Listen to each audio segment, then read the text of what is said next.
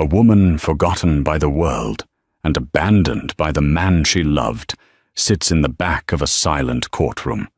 For 20 years, she raised their twin children alone, erased from his glittering life of power and luxury. Today she has been summoned to hear the final will of the man who broke her. His young, glamorous mistress sits in the front row, poised to inherit an empire. But a dusty, 20-year-old document is about to be read, and it holds a secret that will turn this temple of justice into a theater of ruin. The mistress thinks she's won, but she's about to learn that the past never truly dies. And today, it has come for everything. The rain fell in relentless, slanting sheets against the window of their small apartment, blurring the vibrant lights of the city into a watercolor mess. Inside, the silence was heavier than the storm. Mariam clutched a small white stick in her trembling hand, the 2 pink lines, a stark, undeniable confirmation. Pregnant. Not just pregnant, but as the doctor had confirmed that morning, with a mixture of shock and awe with twins. For a moment, pure, unadulterated joy washed over her. She and Geoffrey had been married for 2 years, a whirlwind romance that had felt like a fairy tale. He was brilliant, ambitious, and utterly captivating, a man who seemed destined to conquer the world. They were going to have a family. 2 babies. A boy and a girl, she hoped. She waited for him to come home, the plastic stick wrapped in tissue paper inside her pocket, her heart thrumming with a nervous, happy rhythm. When Geoffrey finally walked in, shaking the rain from his expensive trench coat, his face was a mask of cold resolve she had never seen before. Mariam, he began, not even bothering to kiss her hello. "We need to talk." The joy in her chest turned to ice. He walked over to the small desk by the window, where his briefcase sat. He wasn't looking at her, but at the sprawling city below, a landscape of opportunity he was already claiming as his own. "I've been offered a partnership at the firm," he said, his voice flat. "It's a major step, the kind of opportunity that sets a man up for life. There will be dinners, galas, networking, a certain image to maintain." "Geoffrey, that's wonderful." Mariam started moving towards him. "We should celebrate. And I have some news, too, the most incredible news." "Let me finish." He cut her off, turning to face her. The warmth she had always found in his eyes was gone, replaced by a chillingly pragmatic light. "This life, the one I'm about to step into, requires a certain kind of partner. Someone unencumbered. Someone who can move in the right circles without complications." The word hung in the air between them. Complications. Mariam's hand instinctively went to her still flat stomach. "What are you saying?" "I'm saying this isn't working." He said, the words clipped and brutal. "This marriage, this life, it was a stepping stone, Mariam. I'm on the main road now, and it's a road I have to walk alone." The room began to spin. She could hear the blood roaring in her ears, a sound that drowned out the drumming of the rain. A stepping stone. "Geoffrey, I'm your wife. I love you. We built this life together. You think this is a life?" He scoffed, gesturing around their modest apartment. "This is a starter kit. I'm moving on to the real thing." Tears streamed down her face as the full, horrifying reality of his words crashed down on her. He was leaving her. Just like that. She pulled the pregnancy test from her pocket, her last desperate card. "But you can't. Geoffrey, I'm pregnant."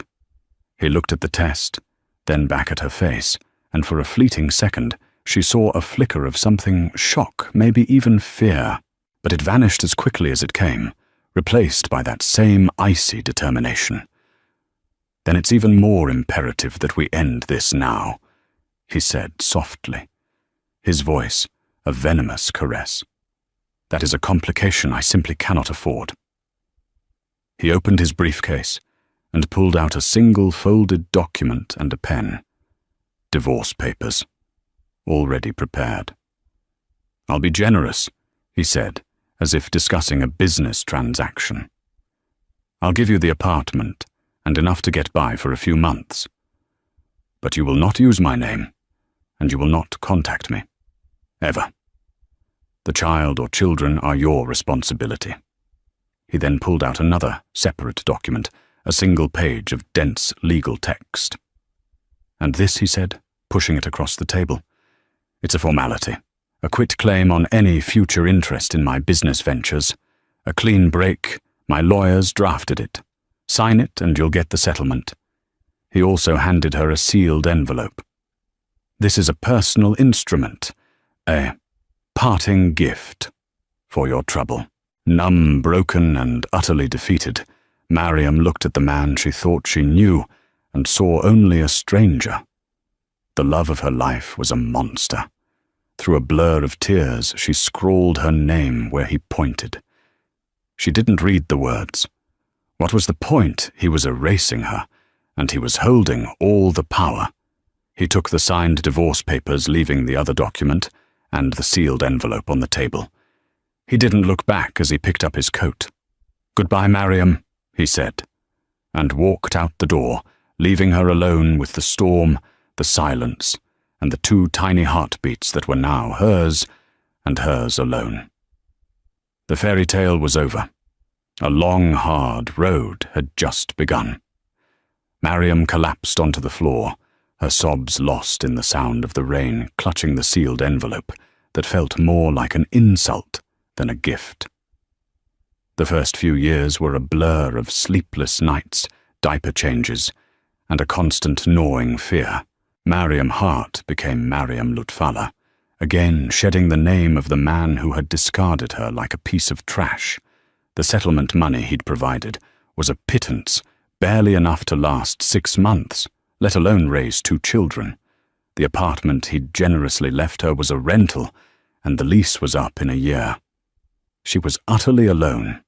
Her own parents had passed away years before, and Jeffrey had systematically isolated her from her few remaining friends, deeming them not ambitious enough.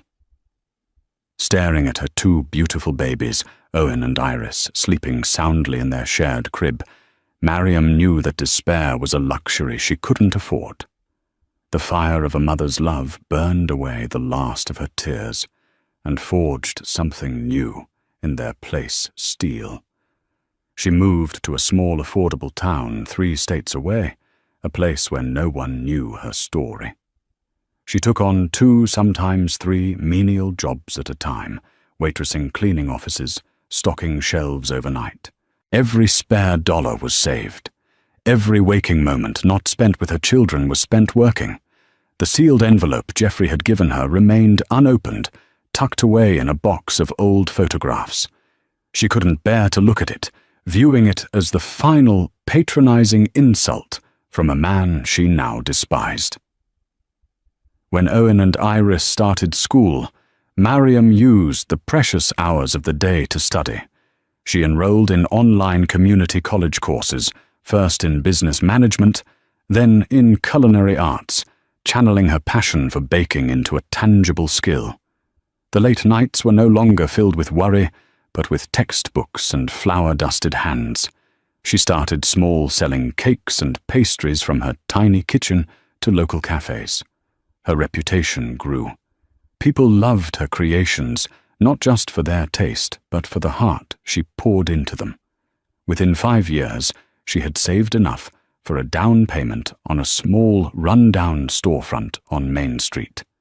She named it the Twin Loaf. The bakery became the heart of the community. Mariam was there before sunrise, her hands skillfully kneading dough, and she was there long after sunset, balancing the books. Owen and Iris grew up in that bakery. They did their homework at a small table in the corner, the air filled with the scent of cinnamon and melting chocolate. They learned the value of hard work, not from lectures, but from watching their mother build an empire from nothing. 20 years passed. The tiny storefront expanded into the adjacent building. The Twin Loaf became a beloved regional brand with 2 more locations in neighboring towns. Mariam was no longer the broken woman Geoffrey had left behind. She was a respected business owner, a pillar of her community, and a proud, loving mother.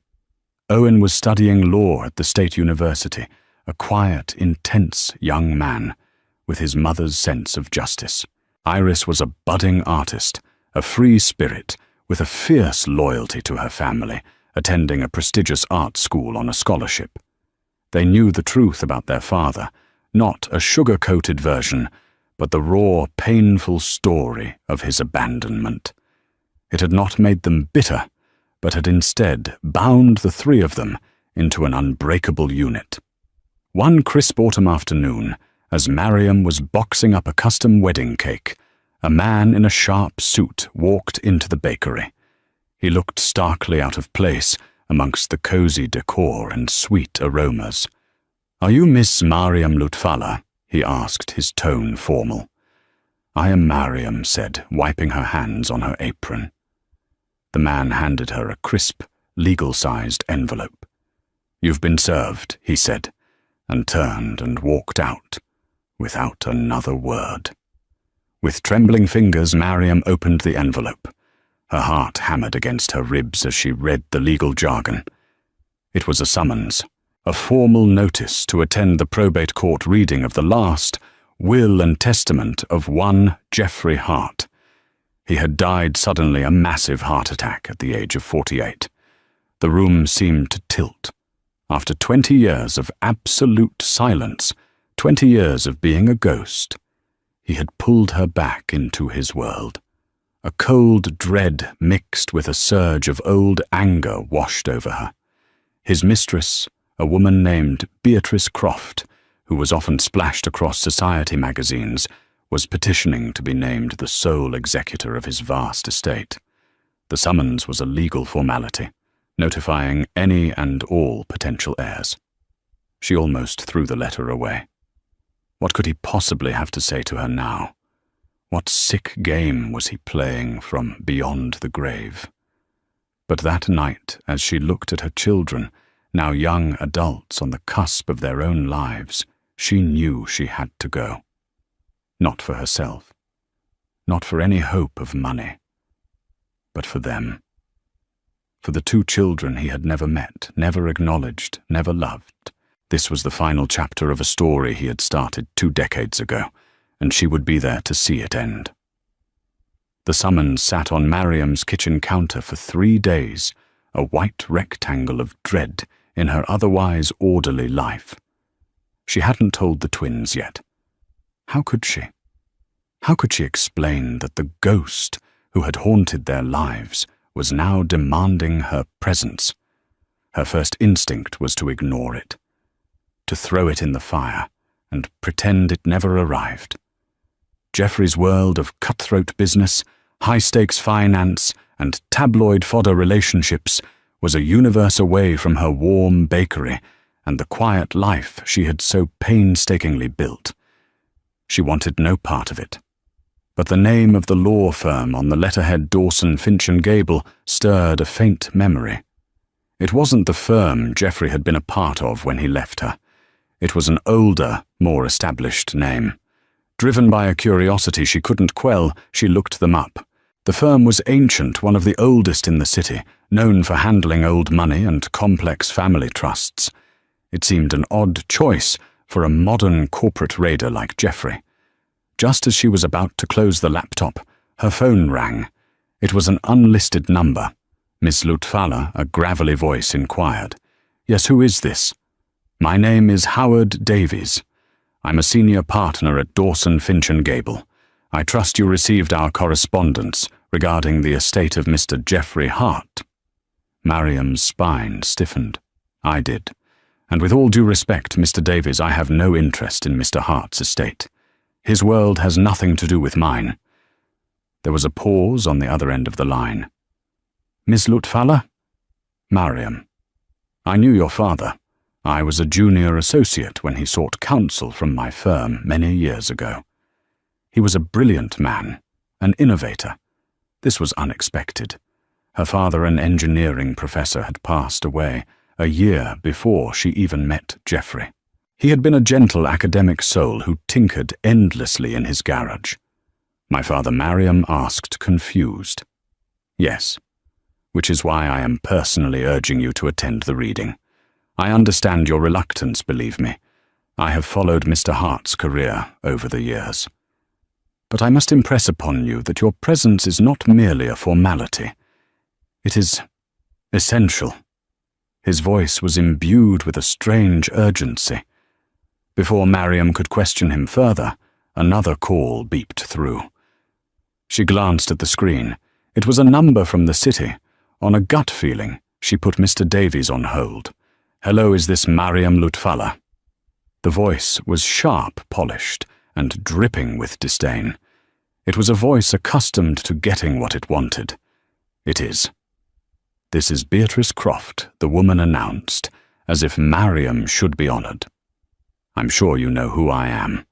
I'm calling about this ridiculous legal notice you were sent. Let me be perfectly clear. You are not welcome. Geoffrey's past is dead, and so are you as far as his life was concerned. Whatever pathetic attempt this is to get money, it won't work. The estate is mine. Stay away, or I will have my lawyers bury you in litigation you can't possibly afford. Do you understand me, little Baker?" The sheer audacity, the venomous condescension, sent a hot flash of anger through Mariam. The fear and confusion she'd been feeling were burned away by pure, cold rage. The little Baker had survived 20 years without a damn thing from Geoffrey Hart. She had built a life, a business, and a family with her own 2 hands. "Thank you for your call, Miss Croft," Mariam said, her voice dangerously calm. "Your concern has been noted. I will see you in court." She hung up before Beatrice could respond and switched back to the other line. "Mr. Davies, I've changed my mind. Tell me when and where." That evening she sat Owen and Iris down at the familiar kitchen table, the scent of cooling bread still hanging in the air. She laid the summons out between them and explained everything, the news of Geoffrey's death. The summons, the strange call from the old lawyer, and the threatening call from his mistress. Owen's face hardened, his jaw set in a protective line that reminded her so much of her own father. "She threatened you, after everything he did." Iris, ever the more emotional of the two, reached across the table and took Mariam's hand. "Mum, you don't have to do this. We don't need anything from him. We have you. That's all that's ever mattered." "I know, sweetie," Mariam said, squeezing her hand. "And I'm not going for money. I'm going because for 20 years he pretended you didn't exist. He tried to erase us. And that woman, his partner, thinks she has the right to threaten me, to call me a nobody. She looked at her 2 incredible children, the living, breathing proof of a love Geoffrey had tried to discard. He doesn't get the final word. We do. We are going to walk into that courtroom, and we are going to show them what he threw away. We will do it with dignity and strength. We will do it for us." A silent understanding passed between them. This wasn't about an inheritance. It was about closing a painful chapter on their own terms. It was about standing up together as a family. Mariam went to her bedroom and pulled out an old, dusty box from the back of her closet. Inside, beneath faded photos of her parents, was the sealed envelope Geoffrey had given her all those years ago. For the first time, she felt no pain looking at it, only a cold resolve. She took the envelope and the other legal document he'd left her, and placed them in her handbag. Whatever they were part of the story, and she was finally ready to hear the end of it. The drive to the city was a journey back in time. As the familiar skyline rose to meet them, a knot of anxiety tightened in Mariam's stomach. This was Geoffrey's city, a concrete and glass monument to the ambition that had consumed him. Every towering building seemed to sneer down at them, a reminder of the world she had been exiled from. Owen drove his hand steady on the wheel, his expression unreadable. Iris sat in the back, sketching furiously in her notepad, channeling her nervous energy onto the page. Mariam looked at her children, now 20 years old. They were adults, strong and compassionate, the two best parts of her life. They were her victory. Whatever happened today, she had already won. They had booked a room in a modest hotel, a stark contrast to the five-star opulence Geoffrey had undoubtedly favoured.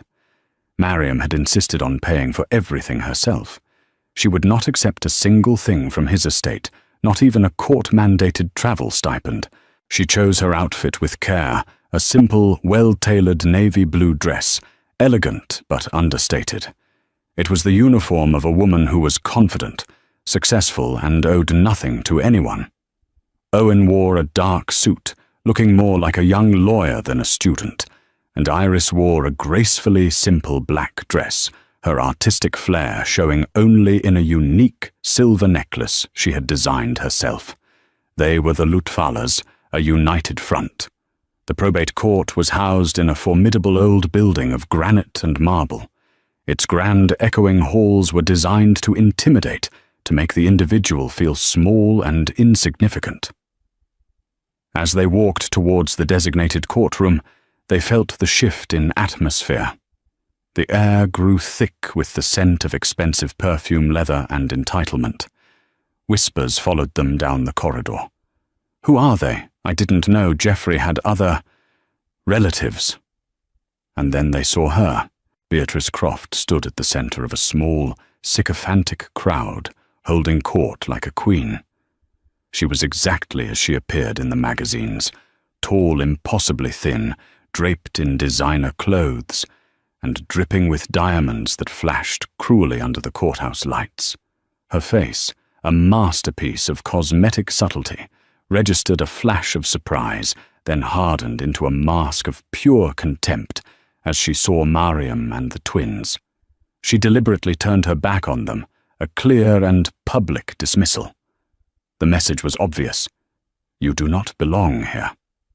Mariam felt a tremor of her old insecurity, the feeling of being the girl from the wrong side of the tracks. But then she felt Owen's hand on her arm, a steady, grounding pressure.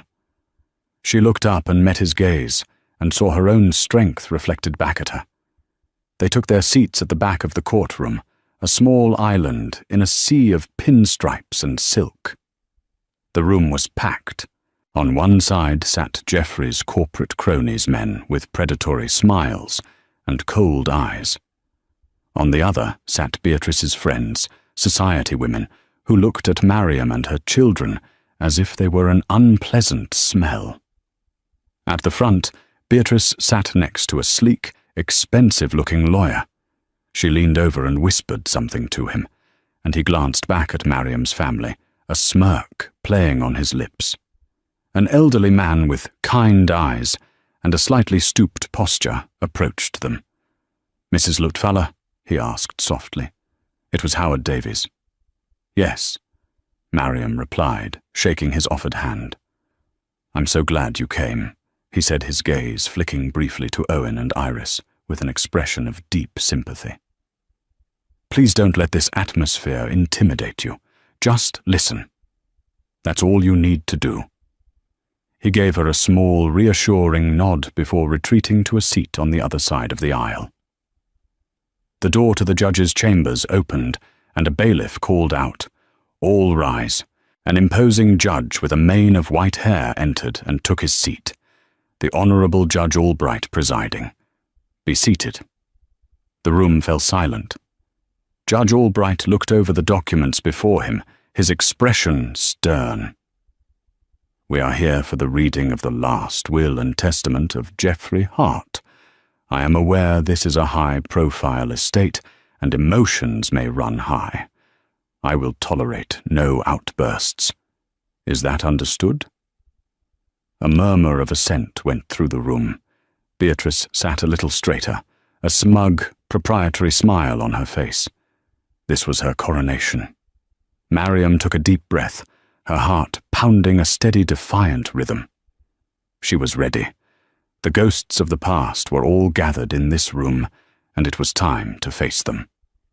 Judge Albright adjusted his spectacles and picked up the thick, professionally bound document that represented the sum of Jeffrey Hart's life. The air in the courtroom was electric with anticipation. For the corporate sharks, it was about the fate of a multi-billion-dollar empire. For Beatrice Croft, it was about the validation of her entire existence. For Mariam, it was about an ending. This document, the judge began, his voice booming in the silent room, is the last will and testament of Jeffrey Hart, dated March 12th of this year. It has been verified and is legally binding. Beatrice preened. The date was recent, well into her reign as Jeffrey's partner. She shot a triumphant glance over her shoulder towards the back of the room, a silent, final sneer at Mariam. The judge started with the usual bequests: a sizable donation to his alma mater, several $1 million to a prominent arts foundation, whose board members seated in the front row nodded in grim satisfaction. There were smaller, yet still substantial cash gifts to his executive board and personal staff. With each name read, another vulture was satisfied, and the tension surrounding the primary inheritance grew. Beatrice's lawyer patted her hand reassuringly. This was all standard procedure. The trivialities before the main event. Now Judge Albright continued, turning a page. We come to the matter of personal effects and properties. He read a list that was staggering in its opulence. A villa in Tuscany, a penthouse apartment on Park Avenue, a collection of rare sports cars, a yacht moored in Monaco. As expected, each item was bequeathed to my beloved partner, Ms. Beatrice Croft. With every word, Beatrice's smile widened. Her friends behind her exchanged knowing looks. It was all going according to plan. She was now officially one of the wealthiest women in the country. Mariam watched her, a strange sense of detachment washing over her. She felt no jealousy, only a clinical curiosity. This woman had built her life on the foundations of Mariam's pain, and she was so blissfully, arrogantly unaware of the cracks beneath her feet. Owen sat beside her, rigid with a quiet fury. Iris had stopped sketching and was watching Beatrice with an artist's intense, analytical gaze, as if committing this portrait of avarice to memory. Finally, Judge Albright announced, his tone shifting almost imperceptibly. We address the disposition of Mr. Hart's primary asset, his controlling interest in Hart Industries and its subsidiary holdings. This was the moment. The entire room held its breath. Hart Industries was a titan, a sprawling global conglomerate worth billions. This was the grand prize. Beatrice leaned forward, her eyes gleaming. The judge cleared his throat. The will states, to my partner Beatrice Croft, I leave my remaining 10% ownership stake in Hart Industries, along with all associated dividends and voting rights. A collective gasp swept through the courtroom. 10%. Beatrice's face fell. The triumphant smile vanished, replaced by a mask of stunned disbelief. She turned to her lawyer, her eyes wide with panic. 10%. That's impossible, it's a mistake, she hissed, her voice, a piercing whisper that carried through the silent room. Her lawyer looked just as baffled. It must be a clerical error, he whispered back, frantically flipping through his own copy of the documents. Judge Albright looked up, his gaze stern. Ms. Croft, I warned you about outbursts. He then looked back down at the will. There is no error. The will is quite specific. 10%. He paused, letting the weight of the words sink in. Which brings us to the remainder of the estate. The judge set aside the main will and picked up a different file. It was older, its edges slightly yellowed. The disposition of the other 90% of Hart Industries is not governed by this will. Instead, it is subject to a pre-existing, irrevocable legal instrument, a private trust and ownership agreement that predates the founding of the company itself. The corporate lawyers began murmuring to each other, their faces etched with confusion.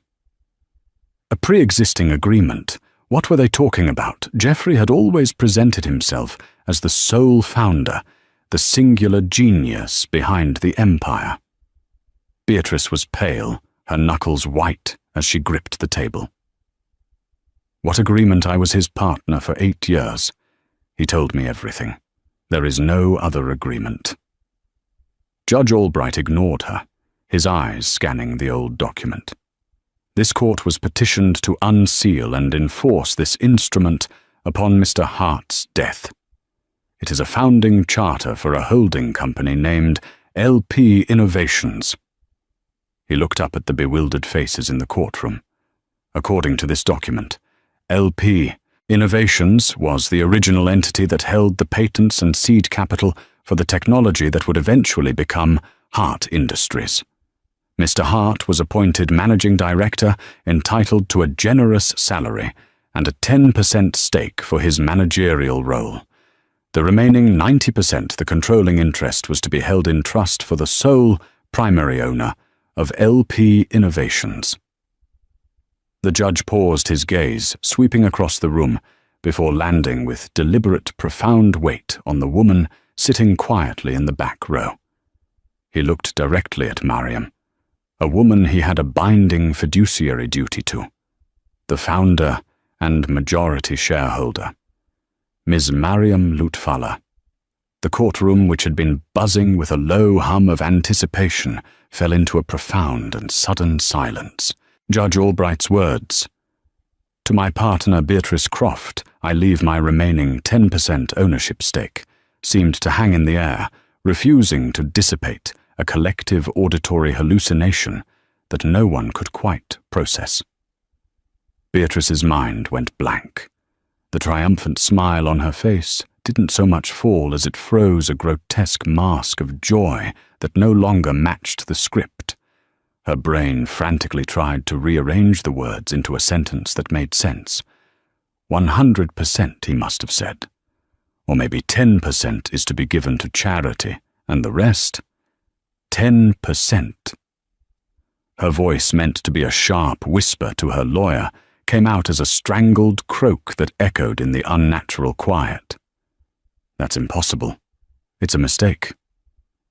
Her lawyer, a man known for his unflappable demeanor, looked as though he'd been struck. He fumbled with his copy of the will, his face paling as he scanned the text.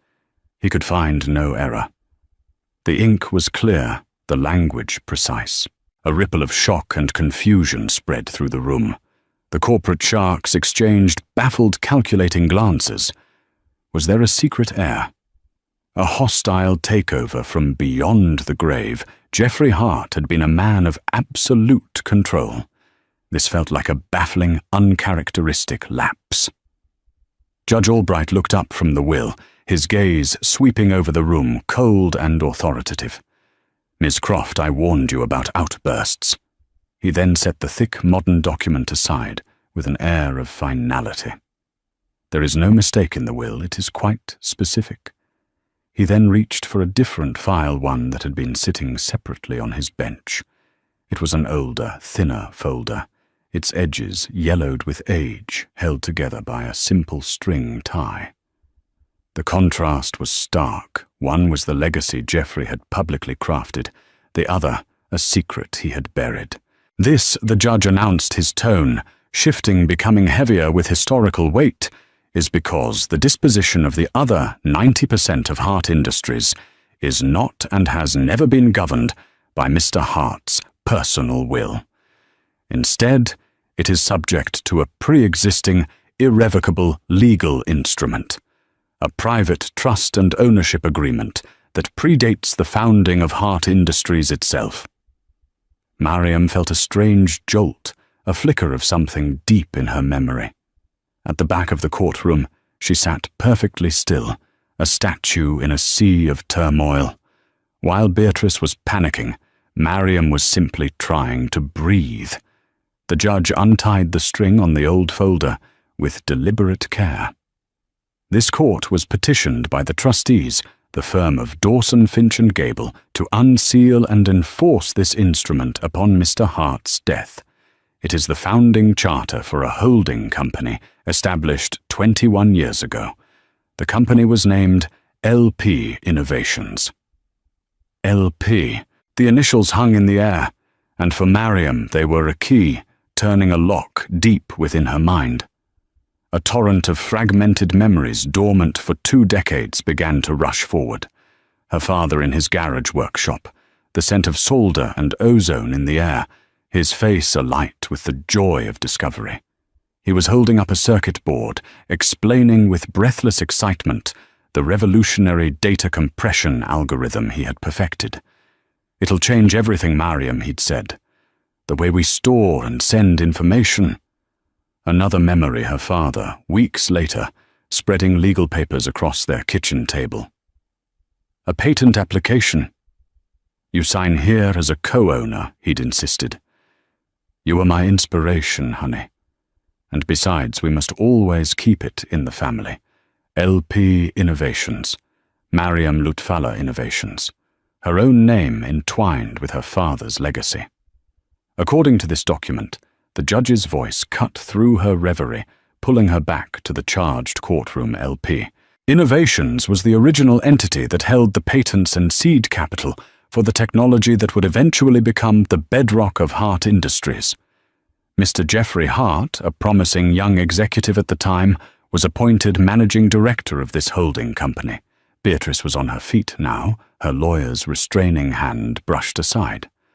"What agreement?" "What are you talking about? Jeffrey was the founder. It was his genius. His vision." Judge Albright didn't even look at her. He continued as if she hadn't spoken. Mr. Hart was empowered to leverage this intellectual property to found a new corporation. In exchange for his managerial expertise and lifelong stewardship, he was granted a generous salary and a 10% stake in the venture. The remaining 90%, the controlling interest of everything that followed, was to be held in trust for the sole primary owner of LP Innovations. The room was utterly silent now, every person leaning forward caught in the inexorable pull of the judge's narrative. This wasn't just a will reading. It was an exhumation. Mariam's heart was hammering against her ribs, a frantic, wild drumbeat. She could feel Owen's hand finding hers, his grip tight and grounding. Iris on her other side was frozen, her artist's eyes wide, taking in every flicker of emotion, every nuance of the unfolding drama. Judge Albright paused, looking up from the ancient document. His gaze swept past the stunned faces of the board members, past the gaping mouth of Beatrice's lawyer, past Beatrice herself, who now stood trembling, a statue of rage and confusion. His eyes traversed the entire length of the courtroom until they landed with deliberate, profound weight on the forgotten woman, sitting quietly in the back row. He looked directly at Mariam, a woman to whom Mr. Hart had a binding, lifelong, fiduciary duty. The founder beneficiary and 90% majority shareholder, Ms. Mariam Lutfallah. For a single suspended moment, the world stopped. The name, her name, echoed in the marble hall, imbued with a power she had never known. Then from the front of the room came the sound. It started as a choked gasp, and then tore its way out of Beatrice's throat, a raw, guttural shriek of pure animalistic denial. No, the scream shattered the courtroom's decorum. It was the sound of a universe collapsing. "That's a lie, a forgery!" she shrieked, her body trembling violently. She pointed a shaking diamond-clad finger at Mariam, her face a contorted mask of disbelief and hate. Her he left me for a reason, because she was nothing, a small-town baker. He built it all. It was his work, his struggle. It is mine.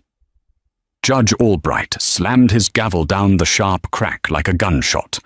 "Miss Croft, I will have you held in contempt." But it was too late. The room had descended into chaos. In the midst of the pandemonium, Mariam's mind, strangely clear, was performing a final horrifying calculation. Her hands, moving with a will of their own, reached into her handbag. Her fingers brushed against the 2 pieces of paper she had carried for 20 years. The sealed envelope felt heavy, a repository of old pain. With trembling fingers she tore it open. Inside was not a letter, but a single ornately printed stock certificate. It was for 900 shares of a company called LP Innovations. Tucked behind it was a small folded note written in Geoffrey's arrogant, slanted script. She unfolded it. "Consider this severance. I doubt you're smart enough to ever figure out what it's worth." The breath left her body in a painful rush. The sheer, breathtaking cruelty of it. The arrogance. He hadn't just discarded her. He had mocked her, dangling the keys to his entire kingdom in front of her face, confident she would see it as nothing more than a worthless piece of paper, a final insult. Her shaking fingers went to the other document, the one he'd slid across the table in that rain-lashed apartment, the one she had signed through a blur of tears. It wasn't a quitclaim. The heading, which she had never bothered to read, was clear: Trust and Management Agreement. Her signature wasn't a relinquishment, it was an appointment. She had formally legally named Geoffrey Hart as the manager of her own company. The elderly lawyer, Howard Davies, materialized by her side, his presence a calm anchor in the storm. He spoke softly, his voice for her alone. "Your father was a brilliant man, Miss Lutfaller. But he was cautious.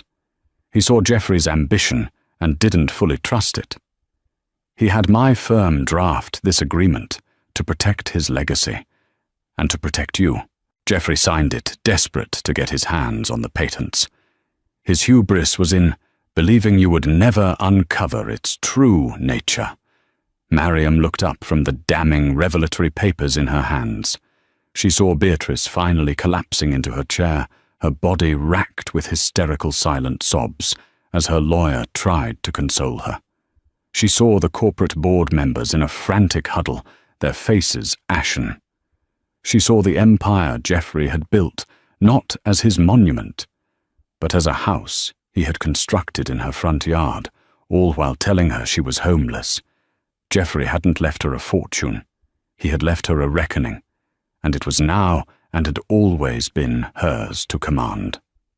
The moment Judge Albright's gavel fell, for the final time the courtroom's dam of forced civility broke. A tsunami of noise crashed over them, as reporters who had been lurking in the gallery surged forward. Flashbulbs strobed like lightning, turning the scene into a series of stark, bleached-out photographs. Shouted questions became an incoherent roar. Mariam instinctively moved to shield Owen and Iris, her arms forming a protective barrier as Mr. Davies guided them through the scrum toward a private exit. They caught a final searing image of Beatrice Croft, slumped in her chair, a hollowed-out porcelain doll, abandoned in the wreckage of her own life. The storm followed them. News vans camped outside their hotel, their satellite dishes aimed like weapons. Mariam's face, a name nobody knew that morning, was now splashed across every news channel and website. The headlines were a frenzy of hyperbole. The Baker Billionaire.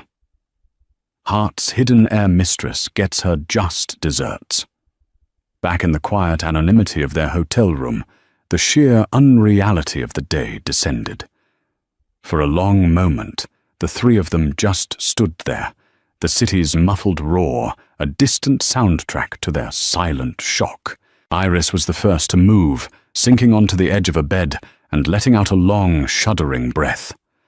Owen stood by the window, his back to the room, his shoulders rigid as he stared down at the sprawling city that was now impossibly theirs. Mariam looked at her children, the two anchors of her life. "Are you two okay?" she asked, her voice softer than she intended. Owen turned his eyes, burning with a fierce, protective light. "Are we okay, Mum? Are you, for 20 years, you carried this? You built everything for us from nothing while he was playing king on a stolen throne." The anger in his voice was not for the lost years of luxury, but for the years of struggle his mother had endured alone. Iris pulled out her sketchbook, her hands moving with a frantic energy. "I keep seeing it," she murmured, not looking up. "That woman's face when the judge said your name. It wasn't just shock, it was evaporation. Like she realized she was a ghost all along. She looked up at Mariam, her eyes wide with a dawning awe. "He never beat you, Mum. Even when we had nothing, he never truly beat you." In that small generic hotel room, surrounded by the family she had forged in the fires of abandonment, Mariam felt the last tremors of shock give way to a profound, unshakable calm. This wasn't a lottery she had won. It was a reckoning. It was the universe finally balancing its books. She walked over to Owen and placed a hand on his arm. "He didn't beat us because our foundation was real," she said, her voice imbued with a new, quiet authority. "It was built on love and hard work. His was built on a lie, and lies, no matter how grand, eventually collapse." That night she didn't sleep. She sat with the lights off, watching the city glitter, not with avarice, but with a sense of immense, sobering responsibility. This empire built on her father's genius and stained by Jeffrey's greed was now her burden and her opportunity. She wasn't thinking about the money. She was thinking about the thousands of employees, the company's impact on the world, and the name her father had left in her care. Her first call the next morning was to Howard Davies. Her instructions were clear and precise. She wasn't an avenging angel, but a business owner. She called an emergency board meeting for the following week. Walking into the Hart Industries boardroom was like stepping into the heart of Jeffrey's ambition. The long, imposing table was carved from a single piece of mahogany. The chairs were black leather thrones. Floor-to-ceiling windows displayed a panoramic view of the city, a conquered territory, laid at the feet of its master.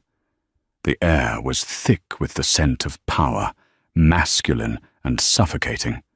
The remaining board members, men with cold eyes and predatory smiles, were already seated.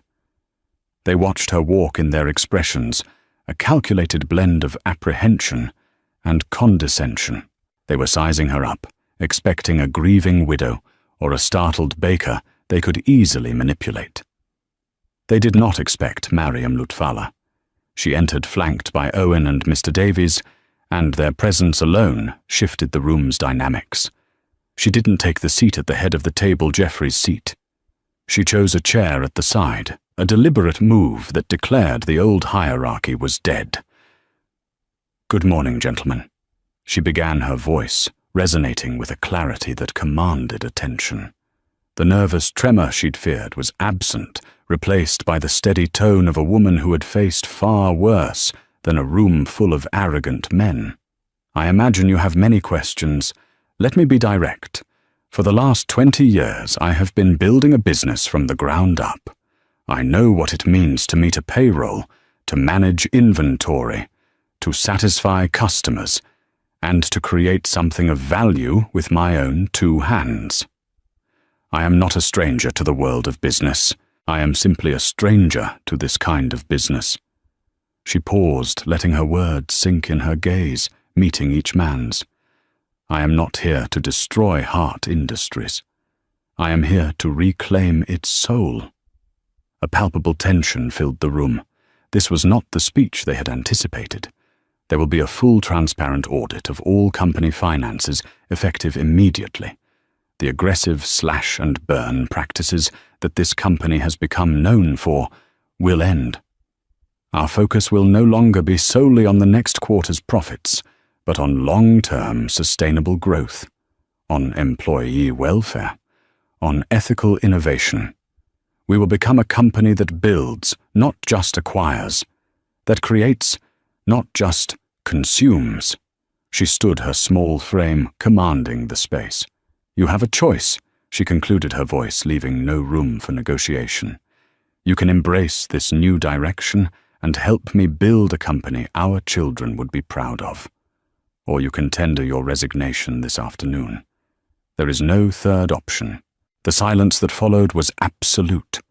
It was the sound of Geoffrey Hart's entire philosophy being dismantled in less than 5 minutes. In the weeks that followed, the karma of Geoffrey's life continued its relentless course. As Mariam worked with Mr. Davies to clean the house he'd left behind, the true state of Beatrice Croft's inheritance became painfully public.